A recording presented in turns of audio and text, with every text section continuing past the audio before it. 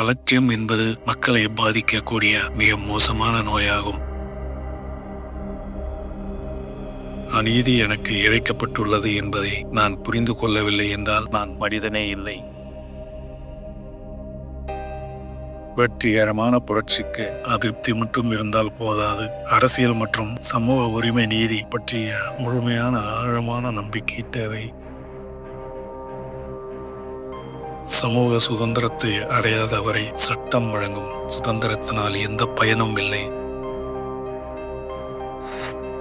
அபகரிப்பவர்களின் மனசாட்சியிடம் முறையீடு செய்வதால் இடைவிடாத போராட்டத்தால் இழந்த உரிமைகள் திரும்ப பெறப்படுவதில்லை.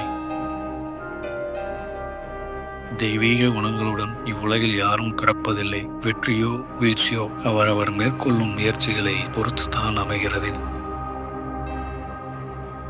சுயமரியாதையுடன் உலகில் வாழ கற்றுக்கொள்ளுங்கள். இந்த உலகத்தில் எதையாவது சாதிக்க வேண்டும் என்ற லட்சியம் எப்போதும் உங்களிடம் இருக்க வேண்டும். நினைவில் கொள்ளுங்கள், போராட விரும்புபவர்கள் வெற்றி அடைகிறார்கள். உரிமைகள் பரிகாரங்களுடன் இருந்தால் மட்டுமே உரிமைகள் உண்மையானவை. ஆக்கிரமிக்கப்படும் உரிமைக்கு சட்ட தீர்வில்லை என்றால் உரிமைகள் வழங்குவதில் பயன் கிடையாது. தற்போதைய இன்பங்களை தியாகம் செய்து சிறந்த எதிர்காலத்தை உருவாக்க பாடுபடுங்க. குறிக்கோளை அடையும் முறை தீயாக சுடும் கடும் துன்பங்களை ஏற்று தியாகம் செய்யுங்கள்.